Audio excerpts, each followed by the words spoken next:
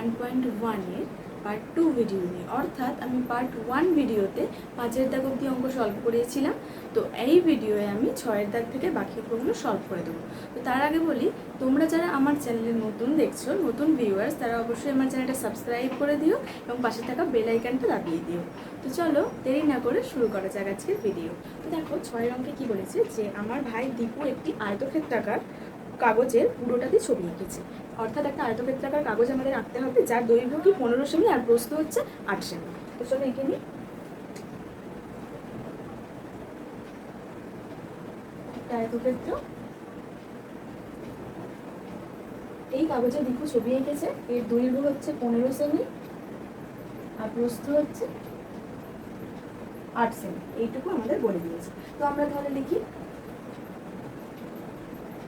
যে আয়তক্ষেত্রাকার কাগজের দৈর্ঘ্য 15 সেমি আর আয়তক্ষেত্রাকার কাগজের প্রস্থ হলো 8 সেমি। তাহলে আমাদের কি বার করতে হবে, বলেছে 6-এর এর অঙ্কতে দীপু আয়তক্ষেত্রাকার কাগজের প্রস্থ 1 রেখে দৈর্ঘ্য দ্বিগুণ করতো, তাহলে ক্ষেত্রফলের কি পরিবর্তন হতো। তাহলে আমাদের চেয়েছে ক্ষেত্রফলের পরিবর্তন, তাহলে অবশ্যই আমাদের প্রথম ক্ষেত্রফলটা বার করে নিতে হবে। তাহলে আয়তক্ষেত্রটির ক্ষেত্রফল কী হবে, ক্ষেত্রফল হয়ে যাবে দৈর্ঘ্য গুণ প্রস্থ, অর্থাৎ 15 গুণ 8 বর্গ সেমি। এটা হয়ে গেল কি 120 বর্গ সেমি। এবার আমরা চলে যাচ্ছি এর অঙ্কে। এর অঙ্কে বলেছে যে দীপু যদি প্রস্থ 1 রেখে দৈর্ঘ্যটা দ্বিগুণ করতো, অর্থাৎ এই কাগজটার প্রস্থটা একই থাকবে কিন্তু দৈর্ঘ্যটাকে ও দ্বিগুণ করে দেবে, তাহলে সেক্ষেত্রে ক্ষেত্রফলে কি পরিবর্তন হবে সেইটা চেয়েছে। তাহলে আমরা লিখি দৈর্ঘ্য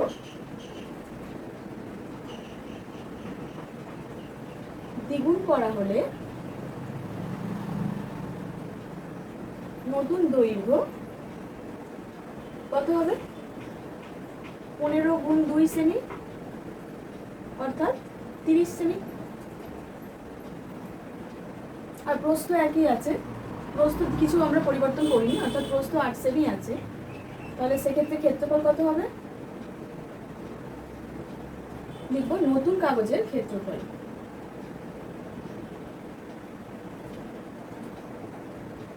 সমান সমান 30 গুণ 8 বর্গ সেমি। তাহলে কি হয়ে গেল 240 বর্গ সেমি। তো বলেছে ক্ষেত্রফলের পরিবর্তন কিরকম, তাহলে আমার ক্ষেত্রফলের পরিবর্তনটা বার করতে হবে কার সাপেক্ষে, প্রথম যে ক্ষেত্রফলটা ছিল তার সাপেক্ষে বার করতে হবে। তাহলে প্রথম ক্ষেত্রফল ছিল 120, আমরা এটাকে 120 আকারে প্রকাশ করবো, অর্থাৎ এটা হয়ে যাবে 2 × 120 বর্গ সেমি, অর্থাৎ পূর্বের ক্ষেত্রফলের দ্বিগুণ। তাহলে ক্ষেত্রফলের পরিবর্তন কিরকম হলো, পূর্বের ক্ষেত্রফলের দ্বিগুণ। এবার চলে যাচ্ছি বিয়ের অঙ্কে। বিয়ের অঙ্কে বলেছে যে যদি দৈর্ঘ্য একই রেখে প্রস্থ দ্বিগুণ করতো, অর্থাৎ এখানে দৈর্ঘ্য 15 সেমি থাকবে আর প্রস্থ হয়ে যাবে, এটাকে দ্বিগুণ করছে। তাহলে লিখব নতুন প্রস্থ 8 গুণ 2 সেমি সমান সমান 16 সেমি। তো অর্থাৎ নতুন ক্ষেত্রফল হয়ে গেল, দৈর্ঘ্য ছিল 15 আর প্রস্থ হয়েছে 16, তাহলে 16 গুণ 15 বর্গ সেমি। তাহলে হয়ে গেল কি 15 90 হাতে থাকে 9, 15 15 9 24, 240 বর্গ সেমি। তো এক্ষেত্রে বলেছে ক্ষেত্রফলের পরিবর্তন চেয়েছে, তাহলে এটা আমরা 2 × 120 বর্গ সেমি লিখে দেবো। তাহলে এটা হয়ে গেল কি পূর্বের ক্ষেত্রফলে দ্বিগুণ। দেখো এবার বলেছে সি এর অঙ্কে যে দৈর্ঘ্য আর প্রস্থ উভয়কেই দ্বিগুণ করবে, অর্থাৎ এটাকেও দ্বিগুণ এটাকেও দ্বিগুণ, দুটোকেই দ্বিগুণ করবে। তাহলে সেক্ষেত্রে ক্ষেত্রফলের পরিবর্তন কি, তাহলে দুটোর ক্ষেত্রে লিখব যে লিখব দৈর্ঘ্য ও প্রস্থ উভয়কে দ্বিগুণ করলে নতুন দৈর্ঘ্য নতুন প্রস্থ, এটা হয়ে যাচ্ছে 30 সেমি, এটা হয়ে যাচ্ছে কি 16 সেমি। তাহলে নতুন ক্ষেত্রফল কি হবে? দৈর্ঘ্য গুণ প্রস্থ, তাহলে 30 গুণ 16 বর্গ সেমি, তাহলে হয়ে গেল কি 480 বর্গ সেমি। তাহলে এটা পূর্বের ক্ষেত্রফলের কত আমাকে দেখতে হবে, অর্থাৎ 120 নামটায় কতটা আসে আমাকে দেখতে হবে। তো এটা হয়ে যাবে দেখো 4 × 120 বর্গ সেমি, 4 12 48 হয়, এই শূন্য বসে যায়, তাহলে হয়ে গেল কি 4 × 120। তাহলে পূর্বের ক্ষেত্রফলে 4 গুণ।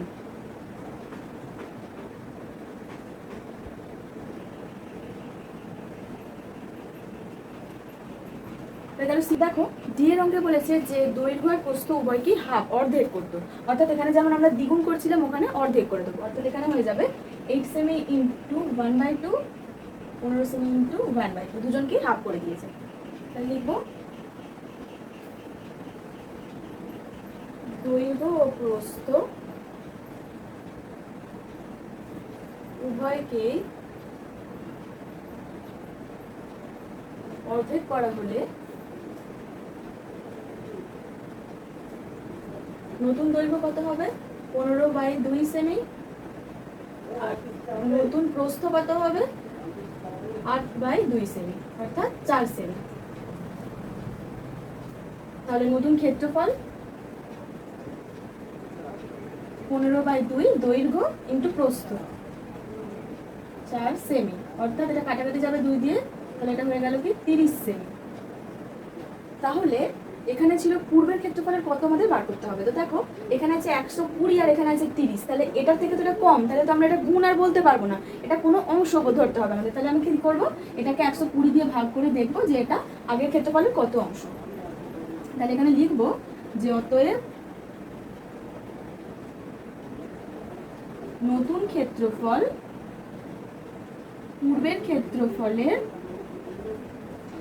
30/120 অংশ, অর্থাৎ 1/4 অংশ।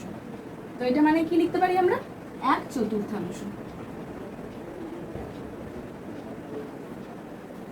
এই হয়ে গেল আমাদের 6 অঙ্ক।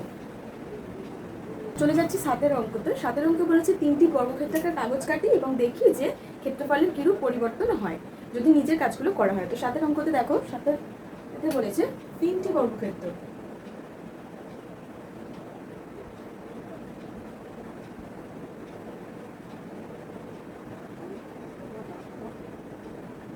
বর্গক্ষেত্রাকার কাগজ কেটেছি।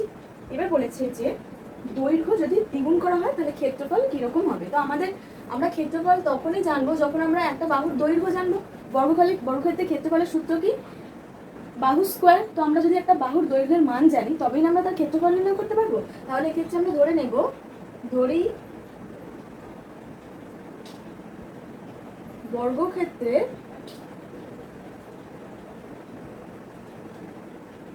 একটি বাহুর দৈর্ঘ্য সমান সমান এ একক। এটা আমরা ধরে নিলাম, এ ধরে নিলাম। তাহলে ক্ষেত্রফল কত হবে?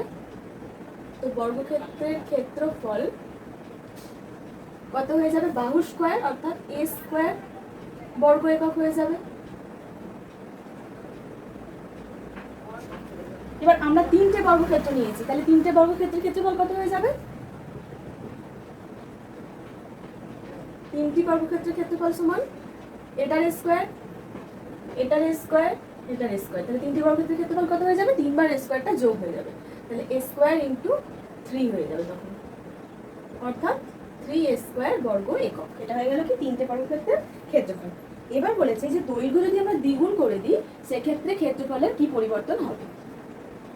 তো দৈর্ঘ্য দ্বিগুণ করা হলে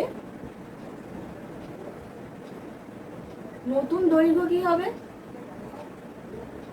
নতুন দৈর্ঘ্য হবে এ। আগে ছিল বাহু দৈর্ঘ্য ছিল এ, এখন দ্বিগুণ করে দিয়েছি, অর্থাৎ 2 × a একক হয়ে যাবে তখন, অর্থাৎ 2a একক। তাহলে নতুন ক্ষেত্রফল কত হবে? নতুন ক্ষেত্রফল হবে 2a তার হোল স্কোয়ার, পুরোটার স্কোয়ার। এখানে a ছিল বলে তাই শুধু a স্কোয়ার করেছিলাম, এখানে 2a আছে তাই 2a হোল স্কোয়ার, এত বর্গ একক। তাহলে এটা হয়ে গেল কি 2a স্কোয়ার মানে 4a স্কোয়ার বর্গ একক। এটা হয়ে গেল কি দৈর্ঘ্য দ্বিগুণ করলে নতুন ক্ষেত্রফল। তাহলে বলেছে এবার 3টি বর্গক্ষেত্রের ক্ষেত্রফল বার করতে হবে। এটা পেলাম আমরা একটা বর্গক্ষেত্রের ক্ষেত্রফল, যদি দৈর্ঘ্য দ্বিগুণ করি তাহলে 3টি বর্গক্ষেত্রের ক্ষেত্রফল তখন কত হবে?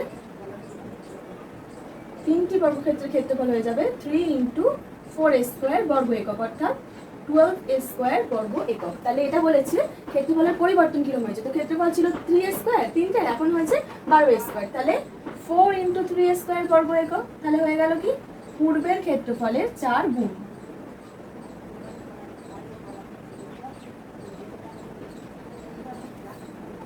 তো বি এর অঙ্কে বলেছে যদি দৈর্ঘ্য অর্ধেক করা হয়, তাহলে দৈর্ঘ্য যদি অর্ধেক করা হয় নতুন দৈর্ঘ্য কত হবে? নতুন দৈর্ঘ্য হবে a/2। এটার অর্ধেক করছি মানে কি a × হাফ, তাহলে এটা হয়ে গেল a/2 একক। তাহলে নতুন ক্ষেত্রফল কত হলো? a/2 তার হোল স্কয়ার বর্গ একক। তাহলে এটা হয়ে গেল কি a²/4 বর্গ একক। তাহলে 3টি বর্গক্ষেত্রের ক্ষেত্রফল কত হবে? 3টি বর্গক্ষেত্রের নতুন ক্ষেত্রফল কত হয়ে যাবে? 3 × a²/4 বর্গ একক। তাহলে এটা আবার বার করতে হবে পূর্বের ক্ষেত্রফলের কত গুণ, অর্থাৎ 1/4 × 3a² বর্গ একক, অর্থাৎ পূর্বের ক্ষেত্রফলের কত হয়ে যাবে? 1/4 মানে কি 1/4। তাহলে পেয়ে গেলাম 1/4। এটা হয়ে গেল কি 7 বি এর অঙ্ক কমপ্লিট। এবার চলে যাচ্ছি 8 এর অঙ্কে। দেখো 8 এর অঙ্কে কি বলেছে যে আমাদের পাড়ার ক্লাবঘরের দৈর্ঘ্য, প্রস্থ আর উচ্চতা দিয়ে দিয়েছে। তো আমি কি করেছি, একটা জাস্ট নর্মালি একটা আয়তক্ষেত্রাকার ঘর বক্স এঁকেছি। আমরা তো ঘর প্রপারলি এখানে আঁকবো না, আমাদের আয়তক্ষেত্রাকার বক্স চাই, তো তাই একটা বক্সের মতো এঁকেছি আমি। আর এখানে বলেছে এই ঘরে 2টো জানালা আছে, 2টো দরজা আছে এবং তাদের প্রত্যেকের মান দিয়ে দিয়েছে। তো আমাদের চেয়েছে কি যে ক্লাবঘরের মেঝের ক্ষেত্রফল কত। তাহলে শুধু এই মেঝের ক্ষেত্রফলটা একবার চেয়েছে, আর একবার কি দিয়েছে দরজা জানলা বাদে ভিতরে 4 দেওয়ালের ক্ষেত্রফল। তো এই যে দরজা আর এই যে 2টো জানালা, এগুলো বাদ দিয়ে যে ভিতরে দেওয়ালের ক্ষেত্রফলগুলো শুধু সেগুলো চেয়েছে। তো আমরা কি করব, স্টেপ বাই স্টেপ অঙ্কগুলো করব। তো চলো শুরু করা যাক। 8 এর অঙ্কে বলেছে ক্লাবঘরের মেঝের ক্ষেত্রফল হিসেব করি। তো ক্লাবঘরের দৈর্ঘ্য আগে লিখে নিই। ক্লাবঘরের দৈর্ঘ্য বলেছে এখানে 7.2 মিটার, আর প্রস্থ কত বলেছে 5.5 মিটার, আর উচ্চতা হচ্ছে কি 4.2 মিটার। তাহলে এই যে উচ্চতাটা এটা হচ্ছে 4.2 মিটার। এটা এগুলো হচ্ছে কি উচ্চতা, আর এটা হচ্ছে প্রস্থ, আর এটা হচ্ছে কি দৈর্ঘ্য এগুলো। তো আমাদের চেয়েছে কি যে প্রথমে ক্লাবঘরের মেঝের ক্ষেত্রফল হিসাব করি। তাহলে ক্লাবঘরের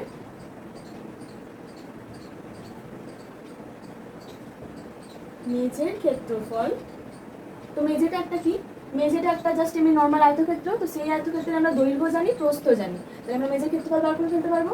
দৈর্ঘ্য ইন্টু প্রস্থ এত বর্গমিটার। তো এই গুণটা আমরা করবো। এটা হয়ে যাবে কি দশমিক তুললে নিচের 10, এটা হয়ে যাবে দশমিক তুললে নিচের 10। তাহলে 72-এর সাথে 55 গুণ করে তাকে 100 দিয়ে ভাগ। তো 72-এর সাথে 55 গুণ করলে কত হয়? 3 9 6 0 বাই 100 বর্গমিটার। তো এখানে একটা 0 কেটে গেল, এখানে কি হয়ে গেল 39.6 বর্গমিটার। এটা হলো কি ক্লাবঘরের মেঝের ক্ষেত্রফল। ক্লাবঘরের মেঝেতে যদি আমরা সিমেন্ট করতে প্রতি বর্গমিটারে এত টাকা হিসেবে খরচা হয়, অর্থাৎ আমাদের এত বর্গমিটার মেঝে, আর আমাদের দিয়ে দিয়েছে কি যে মেঝের 1 বর্গমিটারে সিমেন্ট করতে খরচা হয় কত দিয়ে দিয়েছে 62 টাকা। তাহলে মেঝের 1 বর্গমিটারে সিমেন্ট করতে খরচা হয় এত টাকা। তাহলে এত বর্গমিটারে কি হয় সেটা বার করব। 39.6 বর্গমিটারে সিমেন্ট করতে খরচা হয় 62 ইন্টু 39.6 টাকা। কত হয়ে গেল 2455.20 টাকা। এটা হয়ে গেল কি আমাদের প্রথম অঙ্ক। যাচ্ছে 8 এর বি এর অঙ্কে। তো 8 এর বি এর অঙ্কে কি বলেছে যে দরজা ও জানালা বাদে ভিতরের 4 দেওয়ালের ক্ষেত্রফল বার করি। তাহলে আমাদের কি করতে হবে, আগে 4টে দেওয়ালের ক্ষেত্রফল বার করতে হবে, তারপর দরজা জানালার করে আলাদা করে বার করতে হবে, দেন আমরা দরজা জানালাটা বাদ দিয়ে ক্ষেত্রফল বার করে ফেলবো। তো আমরা আগে 4টে দেওয়ালের ক্ষেত্রফল বার করি। চার দেওয়ালের ক্ষেত্রফল। দেখো এখানে চার দেওয়ালের ক্ষেত্রফল বার করতে গিয়ে একটু আমাদের বুঝতে হবে সেটা হচ্ছে যে কোনগুলো দেওয়াল। দেওয়াল হচ্ছে এই দিকের একটা সাইড, পিছনের এই সাইডটা, এই সাইডটা, এই দিকের সাইডটা আর এই দিকের সাইডটা, এই চারটে হচ্ছে আমাদের কি দেওয়াল। তো আমরা যখন ওই সাইডের আর সামনের সাইডের ক্ষেত্রফলটা বার করব তখন আমাদের দৈর্ঘ্য আর প্রস্থ হিসেবে কোনটা আসছে, এইটা হয়ে যাবে আমাদের কি প্রস্থ, আর এইটা হয়ে যাবে আমাদের দৈর্ঘ্য। যখন আমরা এই সাইডের আর পিছনের সাইডের দেওয়ালের ক্ষেত্রফলটা বার করছি, আবার যখন আমরা এই বাঁ সাইডের আর ডান সাইডের দেওয়ালের ক্ষেত্রফল বার করছি, সেক্ষেত্রে দৈর্ঘ্য হয়ে যাবে উচ্চতা আর প্রস্থ হয়ে যাবে এইটা, মানে এটা দৈর্ঘ্য হয়ে যাবে, এটা প্রস্থ হয়ে যাবে। তো সেই হিসেবে কিন্তু আমাদের চার দেওয়ালের ক্ষেত্রফলটা বার করতে হবে। তো আমরা কি করব, প্রথমে এই দিকের দেওয়ালের ক্ষেত্রফলটা বার করব। কত হবে সেটা, উচ্চতা ইন্টু এই দৈর্ঘ্যটা, তাহলে হয়ে গেল কি 4.2 ইন্টু 7.2। তো এরকম দেওয়াল দুটো আছে, তাহলে একে 2 দিয়ে গুণ করে দিলাম। এটা একটা হলো প্লাস, এখনো এই সাইডে দুটো বার করবো, তাহলে দুটো এই সাইডের দেওয়াল, তার ক্ষেত্রফল কত 4.2 ইন্টু 5.5, তাহলে 4.2 ইন্টু 5.5, টোটালটা আমাদের বেরোবে কি চার দেওয়ালের ক্ষেত্রফল। এবার আমরা এটা করবো ক্যালকুলেশন। তো এটা হয়ে যাচ্ছে কি 42 ইন্টু 72 ইন্টু 2 বাই 42 দশমিকটা তুললে নিচে হয়ে যায় 10, 7.2 দশমিক তুলে নিচে হয়ে যায় 10, প্লাস 2 ইন্টু এটা 42, এটা হয়ে যায় কি 55, নিচে হয়ে যাবে 10, এত বর্গ মিটার। তো এবার আমরা এই গুণগুলো করে জাস্ট 100 দিয়ে ভাগ করব, আর এটা করে 10 দিয়ে ভাগ করে দেবো, সরি 100 দিয়ে। তো এটা হয়ে যাচ্ছে কি 6048 বাই 100, প্লাস এটা হয়ে যাচ্ছে 4620 বাই 100, এত বর্গ মিটার। তাহলে টোটালটা কত হয়ে যাবে 8, 4 আর 2 6, 6 বসে গেল, 4 4 10, অর্থাৎ দুটো শূন্য আছে, দুটো ঘর পর দশমিক বসে যাবে, 106.68 বর্গ মিটার।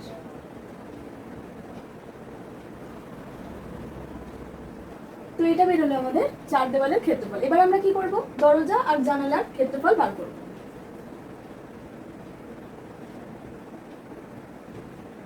দরজার ক্ষেত্রফল কত হবে, দেখো দরজার কিন্তু দৈর্ঘ্য বলে দিয়েছে, দরজার দৈর্ঘ্য বলেছে যে 3 মিটার লম্বা আর 1.8 মিটার চওড়া, অর্থাৎ এটা হচ্ছে 3 মিটার আর এটা হচ্ছে 1.8 মিটার। তাহলে এই দরজার ক্ষেত্রফল কত হবে, এটা আয়তক্ষেত্র, অর্থাৎ 3 ইন্টু 1.8 বর্গ মিটার,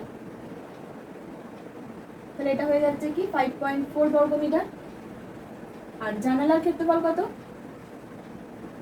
দুটি জানালার ক্ষেত্রফল, দুটি বার করছি মানে আগে 2 দিয়ে গুণ করব, আর জানালার দৈর্ঘ্য প্রস্থ দিয়ে দিয়েছে, সেটা হচ্ছে কি 2.25 মিটার লম্বা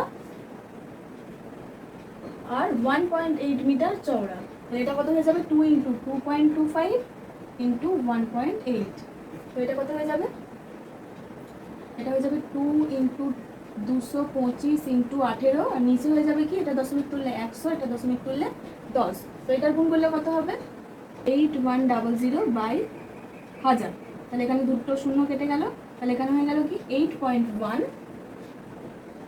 বর্গ মিটার। এটা হলো দরজার আর দুটি জানালার ক্ষেত্রফল আমরা পেয়ে গেলাম। এবার কি করব, দরজা জানালা বাদে চার দেওয়ালের ক্ষেত্রফল। দরজা ও জানালা বাদে চার দেওয়ালের ক্ষেত্রফল কি হবে, দরজা ও জানালা বাদে চার দেওয়ালের ক্ষেত্রফল কি হবে, হয়ে যাবে টোটালটা থেকে এই দুটো যোগ করে আমরা কি করব, বাদ দিয়ে দেবো। টোটাল আমাদের কত ছিল চার দেওয়ালের 106.68, এটা থেকে জানালা আর দুটো দরজার ক্ষেত্রফল বাদ দেবো, অর্থাৎ 5.4 প্লাস 8.1, এত বর্গ মিটার। তো এটা কত হয়ে যাবে 106.68 মাইনাস, আগে এই দুটো যোগ করি, 4 আর 1 5, 8 আর 5 13, এত বর্গ মিটার। তো এই বিয়োগটা করি 93.18 বর্গ মিটার। এটা হয়ে গেল আমাদের কি দরজা জানালা বাদে চার দেওয়ালের ক্ষেত্রফল। তো দেখো সি এর অঙ্কে কি বলেছে, সি এর অঙ্কে বলেছে ছাদের ক্ষেত্রফল নির্ণয় করি। তো ছাদের ক্ষেত্রফল মানে কি, এটা হচ্ছে ছাদ তো এই ছাদের ক্ষেত্রফল এই মেঝের ক্ষেত্রফলের সাথে সমান হয়ে যাবে। তো আমরা মেঝের ক্ষেত্রফল তো আগে বার করে নিয়েছি, তাহলে এখানে লিখে দেবো ছাদের ক্ষেত্রফল সমান মেঝের ক্ষেত্রফল।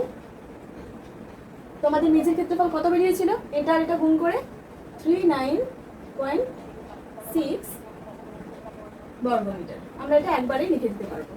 তো ডি এর অঙ্কে চলে যাই।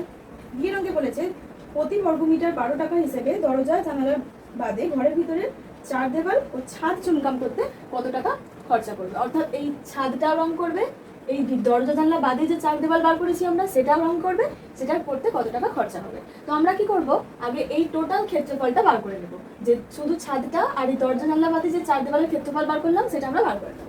তাহলে লিখি আমরা দরজা ও জানালা বাদে চার দেওয়াল ও ছাদের মোট ক্ষেত্রফল আমরা বার করব। তো এগুলো দেখো আমরা আগেই বার করে নিয়েছি। দরজা ও জানালা বাদে চার দেওয়ালের ক্ষেত্রফল আমাদের কত বেরিয়েছিল, তো দরজা ও জানালা বাদে চার দেওয়ালের ক্ষেত্রফল বি এর অঙ্কে বার করেছি আমরা 93.18 বর্গমিটার। আর ছাদের ক্ষেত্রফল এখন আমরা কি বার করলাম 39.6 বর্গমিটার। তাহলে এই দুটাকে যোগ করে দিই আমরা, এটা যোগ করে কত হবে 132.78 বর্গমিটার। তো এটাকে আমরা রং করতে এক বর্গমিটারে কত খরচা করে দিয়েছে, তাহলে এত বর্গমিটারে কত খরচা হবে সেটা আমরা বার করব। তাহলে এক বর্গমিটারে খরচা হয়